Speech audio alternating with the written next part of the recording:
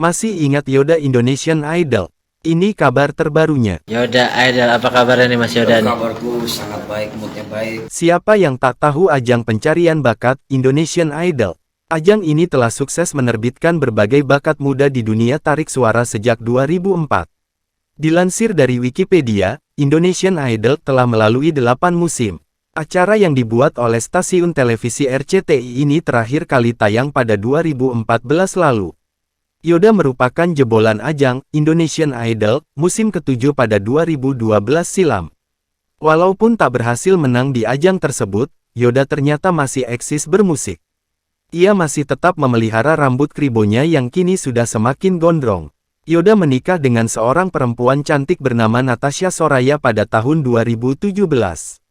Ia mengunggah foto pernikahannya dengan Natasha